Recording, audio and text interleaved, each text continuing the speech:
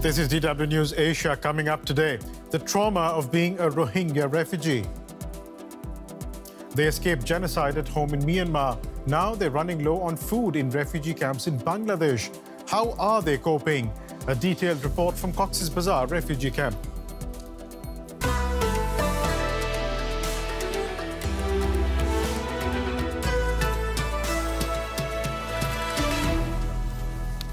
I'm Biresh Banerjee. Welcome to DW News Asia. Glad you could join us. More than 180 Rohingya refugees from Bangladesh have landed in Indonesia in boats. The group arrived in Aceh in northern Indonesia, purportedly from refugee camps in Bangladesh. Now, last year, more than 500 Rohingya landed in Aceh, escaping overcrowding and violence in their camps. That's where up to 1 million of this persecuted community have been housed since fleeing what's been called genocide in Myanmar. But now they have a new enemy, hunger. Aid organizations have had to slash food budgets for the refugees due to funding shortfalls.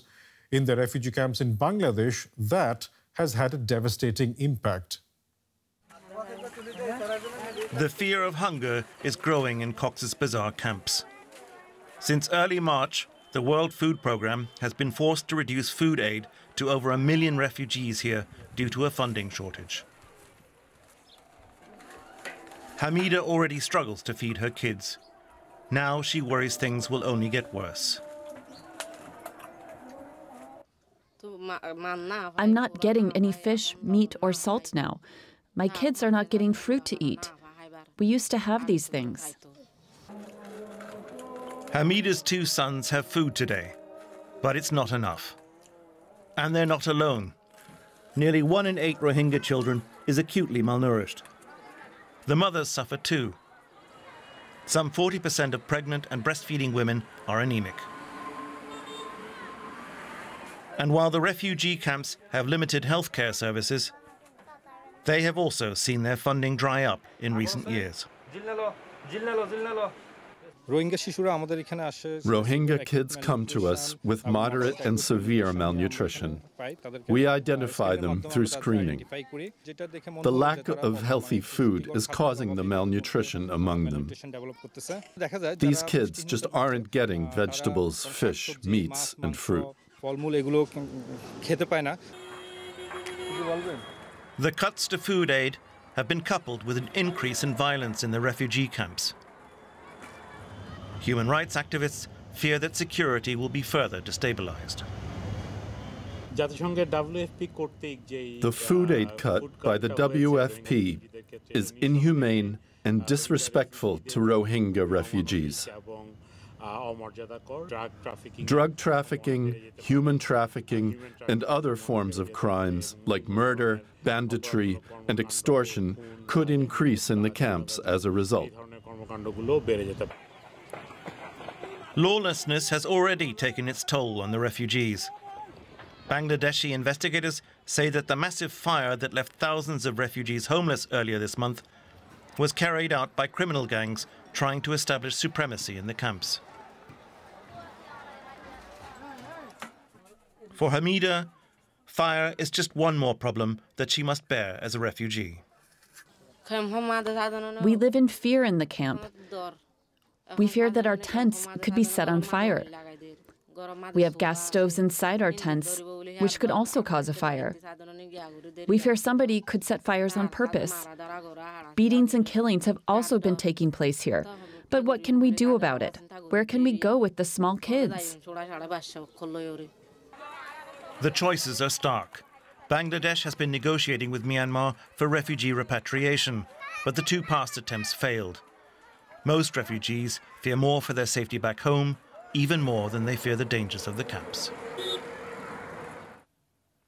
And joining me now for more is Dr. Ambia Parveen. She's a doctor who works in the Rohingya camps in Bangladesh and co-founded the organization Rohingya Medics. Dr. Parveen, the World Food Programme has had to slash its food budget for the Rohingya owing to huge funding shortfalls. How is this impacting Rohingya refugees in the camps in Bangladesh? Thank you for having me. Since 2017, there are more than 1 million Rohingyas taking shelters in the refugee camps of Bangladesh.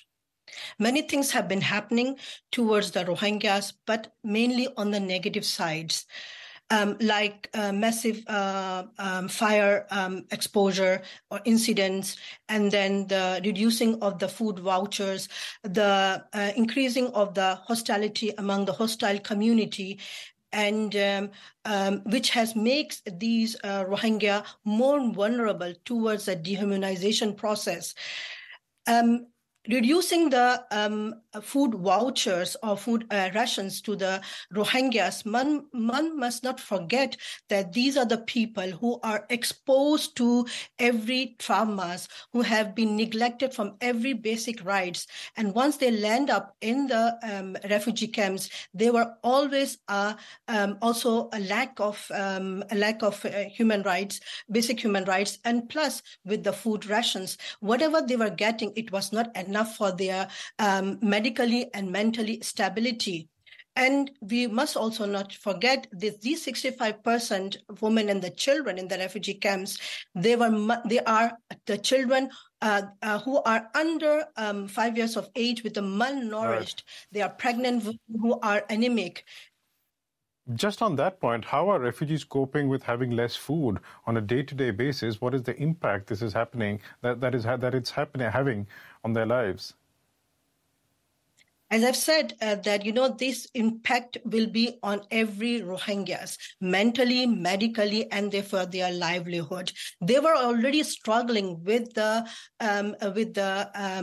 less nutritious food that they were getting, the same food that they were eating, the same food every day, and also with the less caloric. So these are vulnerable people, are exposed to every stress factors. They have been medically exposed to the immunity. Their immunity is already weak, and they're exposed to infectious diseases. To their chronic disease will be more unstable, and plus these impacts will also affect our youth to the crimes. Our children or our girls will be exposed to the crimes, the human trafficking, to the drug trafficking, and also this is a threat not only for our community but also local community, and it's also a global threat. Our children, our youth, our people will be engaged, right. And therefore, even you can see that the people are running away because there is no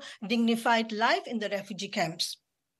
A return to Myanmar has been touted as the long-term solution for Rohingya refugees who are in camps in Bangladesh. Now, Myanmar has agreed to take in some 1,000 refugees starting next month in a pilot project. Do you think that this will work? One must not forget that these pilot projects or repatriation process have been always talked about it. And, in 2018, when there was a memorandum for the repatriation occurred, none of the Rohingyas were involved. It was between the Myanmar and the Bangladesh. Who is the broker of this repatriation is the Chinese. What kind of Chinese have the interest? Why the Myanmar government, the military regime is talking about the repatriation? Because in next month, on 24th of April, the case has been filed against the military regime of Myanmar in ICJ. They have to, filed by the Gambia, they have to show to the ICJ, to the justice, that the allegations made by the Gambia and the ICJ level that was incorrect, and they did not violate any genocidal conventions, and plus that the military regime of Myanmar is the best government, stable government to help for the stability of the Myanmar, of their public, of the civilians, and as well as for the Rohingyas. And one must also not forget that in this repatriation process, the Rakhines, our brothers and sisters who are living nearby in the Rakhine state, they never wanted us. They never called us as Rohingyas. And NUG statements have been releasing that they will give us the rights, but there was no concrete help from the NUG, the civil government of Myanmar.